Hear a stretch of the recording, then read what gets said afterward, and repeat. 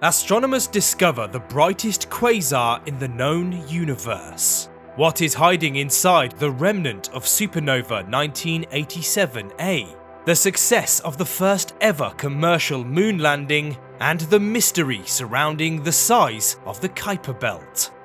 My name's Rob, and this is your Space Fix.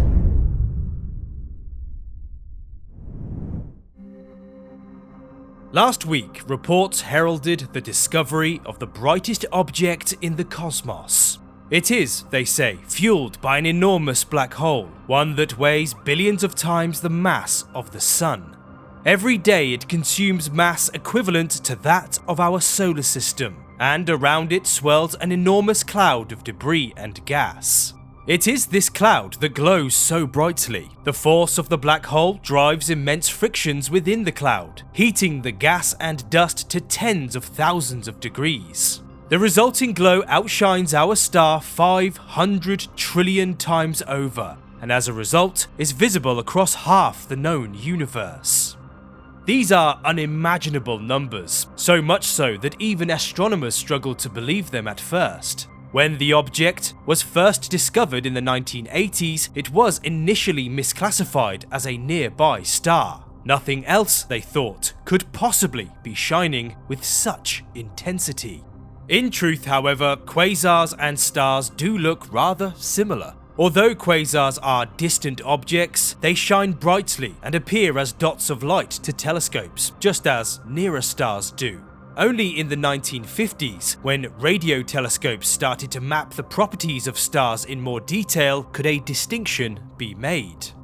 Some of those stars, it turned out, were emitting a weird pattern of light. Their colours, especially when examined in radio frequencies, seemed to indicate an odd, even unexplainable collection of elements. And strangely, they rapidly shifted in brightness, especially when viewed with X-ray cameras. Astronomers of the time were baffled by the observations. Clearly though, they were not stars, and so they labelled them quasi-stellar objects, or quasars, and set about investigating them in more detail. The data soon showed they were small objects, stretching no more than a light year or two in diameter. They also turned out to be extremely far away, with most appearing at distances of billions of light years. The question of how something so small could possibly be so bright led to some interesting speculation. Some proposed clouds of exploding antimatter, or suggested we were seeing the gateways of wormholes. By the 1990s, the truth became clear. Quasars were supermassive black holes, and their brightness came from clouds of debris swirling around them. The quasar reported last week is the brightest yet found. It appears to be consuming matter about as fast as physically possible, and seems to have been doing so for rather a long time. Whether it can keep that rate up, and how it is being fed, will be questions for future surveys of this extraordinary object. In February 1987, a new star appeared in the sky, shining brightly in a nearby galaxy known as the Large Magellanic Cloud. Waiting telescopes soon confirmed it was a long-sought event, a nearby supernova, the first to be seen by modern technology. None other had been visible to the naked eye since the days of Kepler some 4 centuries ago. The supernova and its aftermath proved a wonderful opportunity for astronomers to learn more about these violent events. Among the discoveries that followed was the detection of the first neutrinos from deep space. A dozen were spotted at an observatory in Japan, a tiny fraction of the untold trillions that must have washed over the Earth. In the years since, however, a mystery has lingered around the dying star. When giant stars explode, they are not completely destroyed. The core of the star must collapse, forming either a neutron star or a black hole. Yet for decades, astronomers were unable to find any such marker at the site of the supernova, leaving a question mark over the event. Partly that is because the object, whatever it is, lies behind a cloud of dust and debris, Although telescopes like Hubble have watched the cloud for years, they have never been able to peer through it, and so could not uncover the black hole or neutron star that should lie behind it. The arrival of the James Webb Telescope changed things. Soon after it was commissioned, astronomers trained its eye on the site of the supernova. Although the telescope could not see the star directly, it did see signs of gas being blasted by radiation from some energetic object.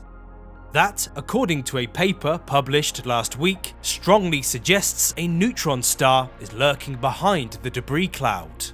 Left unanswered, however, are questions about the exact nature of this neutron star. Many take the form of a pulsar, a fast spinning star that sends a jet of energy sweeping across the cosmos. To find out, we'll need to take a closer look at the exact elements around the star. Over the past few months, the James Webb Telescope has been collecting data needed for this study. The results of that survey should come sometime in the next few years.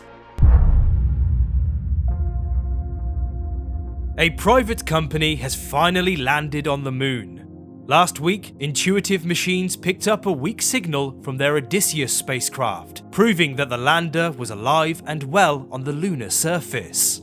It is the most southerly landing ever achieved on the moon, and the first done by a company rather than a government. Though the landing was successful, it was also rather shaky. Engineers had apparently forgotten to flip a switch before liftoff, leaving its laser rangers turned off. That left the probe without crucial speed and position measurements as it descended towards the surface. Fortunately, and no doubt thanks to some quick thinking, operators were able to patch in a separate laser system to the navigation system. Although not designed for the task, it proved well enough to guide Odysseus to a landing. Despite touching down, Odysseus landed roughly a mile from its target. Even worse, the probe seems to have tipped over, leaving its solar panels tilted away from the sun. That has left the spacecraft short on power and thus seems likely to bring its mission to an early end. Still, Odysseus did land, and that, at least, makes the mission a success. The mission targeted the southern lunar pole, a region of high interest among the world's space agencies. Future astronauts may find ice hidden there, a crucial resource on the otherwise barren moon. Yet, recent studies suggest the pole is also unstable. Back in the 1970s, instruments on the moon picked up long moonquakes shaking its terrain. A new analysis of these quakes show they originated around the South Pole, suggesting a series of active fault lines exist there. Strong moonquakes may therefore pose a threat to future visitors. 9 years ago, New Horizons flew past Pluto, giving us our first close-up views of the distant world. Ever since, the probe has been flying onwards, traversing the vast region known as the Kuiper Belt. Dozens of small and icy objects are known to lie there, circling the sun in slow and immensely distant orbits. At some point, scientists expect New Horizons to cross the outer edge of this belt. This boundary was thought to lie around 50 times further from the sun than the orbit of the Earth, a distance New Horizons reached back in 2021. Recently, analysed data from the probe, however, has shown no sign of this expected edge. The spacecraft instruments are still picking up high levels of dust, a sign that the Kuiper Belt extends further than thought. Exactly how much further is still unknown, but it could stretch on for another billion miles or so. New Horizons, at least, has plenty of time to study the question. The probe is expected to keep running for another 2 decades. So, what did you think about this week's subjects? Let me know in the comments section below.